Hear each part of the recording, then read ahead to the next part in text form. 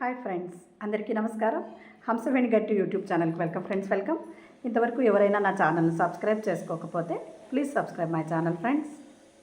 మరి ఈరోజు మనం అష్టాంగ యోగం గురించి తెలుసుకుందాం. చిత్తవృత్తులను నిరోధించడమే యోగమని మరి పతంజలి చెప్పారు కదా ఫ్రెండ్స్.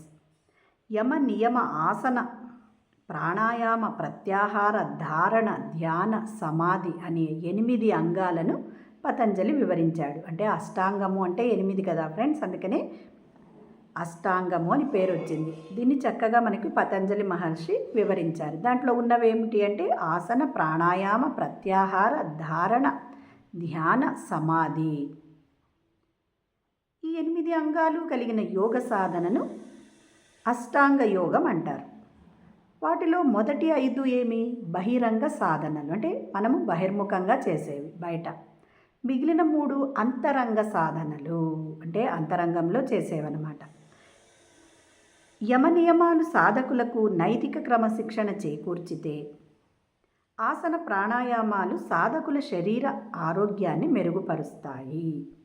ఆసనం అంటే శరీరాన్ని ఒకే స్థితిలో నిశ్చలంగా ఉంచగలగడం. అంటే ఆసనం అంటే ఏమి, ఒకే దగ్గర స్థిరంగా కూర్చోవాలన్నమాట. ప్రాణాయామ సాధన అంటే మనం పీల్చే ప్రాణవాయువును వివిధ విధాలుగా, అంటే కొంచెం సేపు బిగబట్టడము, వదలడము, బిగబట్టి వదులుతూ చేసే వ్యాయామాలను నియంత్రణ చేస్తారు కాబట్టి వాటిని ప్రాణాయామ సాధన అంటారు. ప్రత్యాహారం అంటే ఏమి, సాధకులు తమ పంచేంద్రియాలను మనస్సును విషయవాంఛలకు దూరంగా ఉంచడం.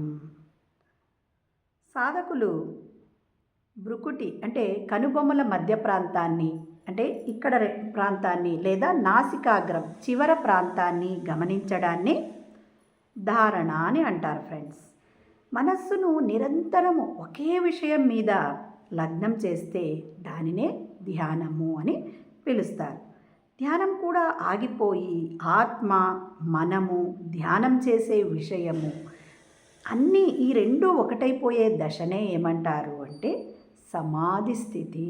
అంటే మనం ధ్యానం చేస్తున్నాము అనేది కూడా ఉండని స్థితి. మరి ఆత్మ, మన శరీరము, ఆ ధ్యానము అన్నీ ఒకటే అయిపోయినప్పుడు మనము సమాధి స్థితిలో ఉన్నామని చక్కగా అష్టాంగ యోగాన్ని వివరించారు ఫ్రెండ్స్.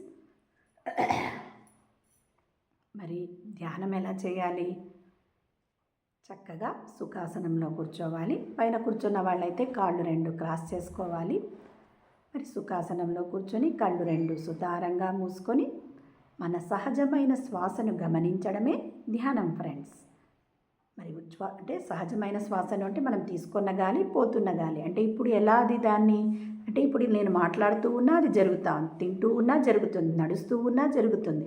అలా దాన్నే సహజమైన శ్వాస అంటారు. దానిని మనం కళ్ళు మూసుకొని గమనించడాన్నే ధ్యానము అని అంటారు ఫ్రెండ్స్. మరి ధ్యానం ఎంతసేపు చేయాలి? ఖచ్చితంగా మన వయసు ఎంత ఉంటుందో అన్ని నిమిషాలు చేయాలి ఫ్రెండ్స్. ధ్యానం చేయండి, ధ్యాన ప్రచారం చేయండి, ఆనందంగా జీవించండి ఫ్రెండ్స్. Thank you.